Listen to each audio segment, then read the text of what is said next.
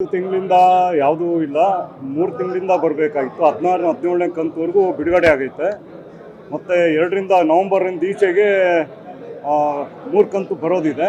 ಈ ವಾರದಲ್ಲಿ ಸಂಬಂಧಪಟ್ಟ ಇಲಾಖೆ ಮಹಿಳಾ ಮತ್ತು ಮಕ್ಕಳ ಕಲ್ಯಾಣ ಇಲಾಖೆಯಿಂದ ಅದು ಪ್ರಕ್ರಿಯೆ ಸ್ಟಾರ್ಟ್ ಆಗಿದೆ.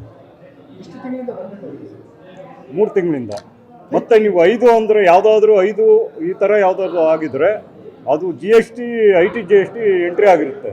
ಅದನ್ನು ನಮ್ಮ ಇಲಾಖೆಗೆ ಬಂದು ಸಬ್ಮಿಟ್ ಮಾಡಿದ್ದಾರೆ ಡಾಕ್ಯುಮೆಂಟ್ಸು, ಅದು ಕ್ಲಿಯರ್ ಮಾಡಿಕೊಡ್ತೀವಿ. ಮತ್ತು ನಾಳೆ ಏನು ಜನಪರ ಇದು ಕಾರ್ಯಕ್ರಮ ಏನು ಒಂದು ಮಾಡ್ತಿದ್ದಾರೋ ಅದು ಒಂದು ನಮ್ಮ ಗ್ಯಾರಂಟಿ ಯೋಜನೆಗಳ ಫಲಾನುಭವಿಗಳ ಪಟ್ಟಿನ ತಯಾರು ಮಾಡಿ ಅವತ್ತು ನಾವು ಫಲಾನುಭವಿಗಳು ಜಿಲ್ಲೆಗೆ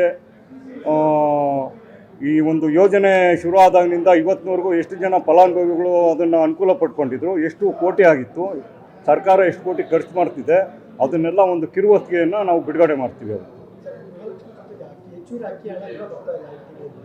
ಇಲ್ಲ ಬರ್ತಿದೆ, ಬರದೇ ಇರೋದನ್ನು ಅದನ್ನು ಸ್ವಲ್ಪ ಪ್ರೋಸೆಸ್ಸಲ್ಲಿ ಈ ಮಾರ್ಚ್ ಏಪ್ರಿಲಲ್ಲಿ ಆ ಒಂದು ಇಯರ್ ಎಂಡ್ ಅಂತ ಇದೆಯಲ್ಲ ಆ ಒಂದು ಇದನ್ನು ಪ್ರೋಸೆಸ್ಸಲ್ಲಿದೆ. 80-90ವರೆಗೂ ಪ್ರೋಸೆಸ್ಸಲ್ಲಿ ಇದಾಗಿದೆ, ರೀಚ್ ಆಗಿದೆ. ಇನ್ನೊಂದು 10% ಸ್ವಲ್ಪ ಅದನ್ನು ಸರಿಪಡಿಸ್ತಾ ಇದ್ದಾರೆ ಅಧಿಕಾರಿಗಳು.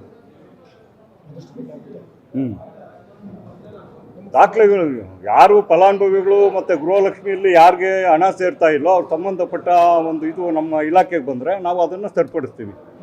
ಮತ್ತು ಅನ್ನಭಾಗ್ಯದಲ್ಲಿ ಅಮೌಂಟ್ ಯಾರು ಬರ್ತಾ ಇಲ್ಲ ಬ್ಯಾಂಕ್ಗೆ ಅವರು ಆಧಾರ್ ಕಾರ್ಡು ಬ್ಯಾಂಕ್ ಇದರಲ್ಲಿ ಲಿಂಕ್ ಆಗದೆ ಇರ್ತೈತೆ, ಅದು ಕೆಲವು ಏರ್ಪೇರು ಇರುತ್ತೆ.